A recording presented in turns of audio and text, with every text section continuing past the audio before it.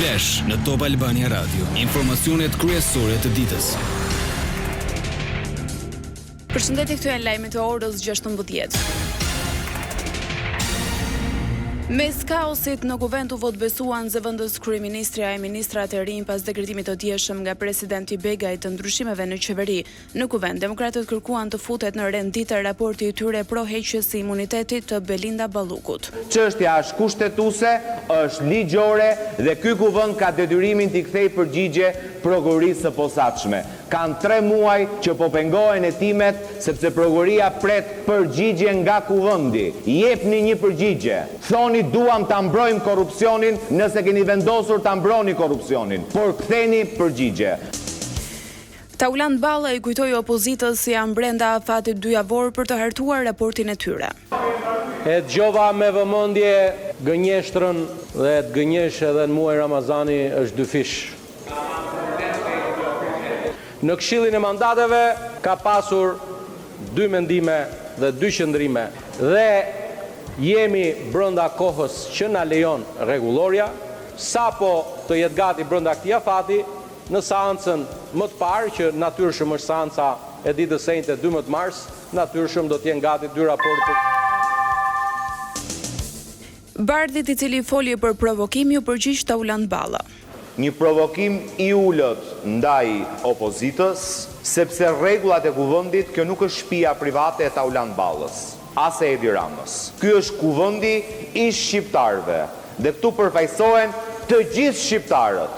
Dhe rregullat e bashkëjetesës mes forcave politike në një ambient që është i gjithë shqiptarëve nuk caktohen nga forca kartonit, po caktohen nga dialogu dhe nga konsensusi mes palëve.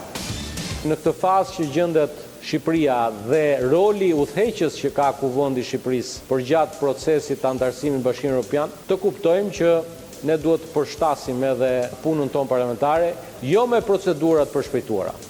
Por do të kemi kohë të flasim, do duhet të ulemi me njëri tjetrin për të folur për procedura të thjeshtuara. Ndërkaq kryetari i Demokrat Sali Berisha foli për protestë më 12 mars për dorëheqjen e Ramës. Me 12 mars Shqipëria vjen këtu për të kërkuar dorëheqjen e Edi Ramës. Ju lutem shumë, transmetoni, përcilleni objektin e protestës. Protesta është për dorëheqjen e Edi Ramës. Shqiptarët mblidhen me 12 mars për të kërkuar dorëheqjen e Edi Ramës. Dhe çdo protestë do ketë vetëm një objektiv, largimin, dorëheqjen e Edi Ramës. Lajmet në internet në adresën www.topalbaniaradio.com. Një pikë e këmbimit valutor u grabit në zonën e 5 majit në një qendër tregtare në Tiranë. Rreth orës 9 të mëngjesit një person me armë zjarri hyri brenda pikës dhe duke kërcënuar me armë, mori një shumë parash e është larguar. Pasi siguroi parat, grabitësi u largua me vrap. 5 persona u vënë në masa sigurie të dyshuar për përfshirje në një skem falsifikimi dokumentesh është përdorimet e tyre që lidhen me përfitimin e palishëm të një pasurie toke në MZS të Tiranës. Përmes falsifikimit në bashkëpunim me 3 punonjës të Akshit, 2 prej tyre kaluan në pronësi mbi 2000 m2 që i përkisnin një shtetasi tjetër. Gjykata e Shkodrës vendosi detyrim për paraqitje një herë në muaj ndaj 8 banorëve të fshatit Rjoll të akuzuar për shkatrim prone, kundërshtimi punonjësit që kryen detyrë shtetërore ose shërbim publik dhe plagosje e rënd me dashje. Gjithashtu ju ndalohet të shkojnë pranë tokave. Seanca gjyqësore u shoqërua me protesta nga banorët të zonës që mbështetën të akuzuarit prej më shumë se një muaj. Banorët e Rjollit po protestojnë duke pretenduar se po u merret prona për t'i hapur rrugë ndërtimin të një resorti turistik në zonë. Lajme nga rajoni. Kryeministri Albin Kurti shpreson se do të paraqitet një kandidaturë e dytë për president të Kosovës në ditën e fundit të afatit kushtetues për të zgjedhur kreun e ri të shtetit. Këtë deklaratë Kurti e bëri pas mbledhjes solemne të qeverisë të mbajtur sot në nder të epopesë së UÇK-s. Aktualisht i vetmi kandidat zyrtarisht i propozuar për president është Glau Konjufsa nga partia në pushtet Lëvizat Vetvendosja. Konjufsa, zëvendës kryeministri aktual dhe ministri i punëve të jashtme të diasporës, u shpreh se do të ishte mirë që edhe opozita të dilte me një kandidat. Sot është afati i fundit kur Kosova duhet të nisë procedurat për zgjedhjen e presidentit të ri. Deri më tani është propozuar vetëm Glauko Njufsa nga Lëvizja Vetvendosja. Për të thirrur seanca duhet edhe një kandidat i dytë. Partitë opozitare nuk kanë votë për Konjufsën e këmbgylin në marrëveshje politike ose figurë konsensuale, por nuk dalin as me emrat e tyre. Lajme nga bota.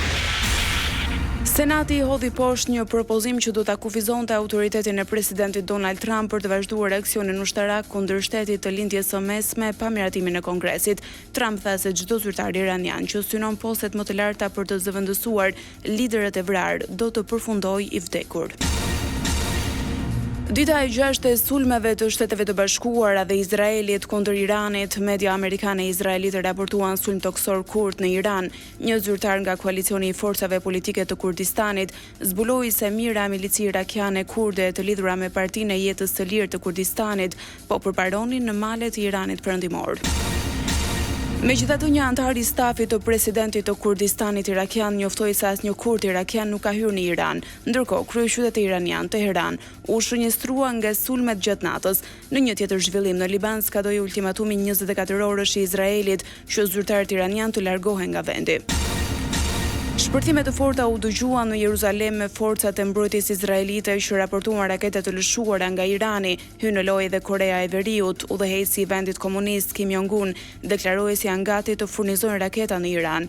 Një prej tyre mjafton për të zhdukur Izraelin, tha Kim. Italia njoftoi vendosjen e sistemeve të mbrojtjes ajrore kundër dronëve e raketave në lindjen e mesme, si dhe ngritjen e nivelit kombëtar të mbrojtjes ajrore në maksimum. Për Romën zyrtare, deeskalimi mbetet parimi i udhëheqës i qeverisë italiane. Sipas raportimeve, Këshilli i Atlantikut të Veriut sot mblidhet në selinë e NATO-s që të raportojë mbi aftësitë e aleancës për mbrojtje nga raketat pas incidentit të dieshëm në Turqi. Fokusi do të jetë mënyra si NATO mund të adresojë kërcënimin që paraqesin Irani dhe aleatët, për shembull në Liban. Parashikimi i motit. Vendi ynë do të vijojë të ndikohet nga kushte atmosferike relativisht të paqëndrueshme me kthjellime dhe alternime vranësirash që pasojnë nga rreshti lokale shiu në një pjesë të madhe të territorit. Në intervale afatshkurtra kohore në male ka shtrëngata të izoluara. Temperaturat variojnë nga 5 në 18 gradë Celsius.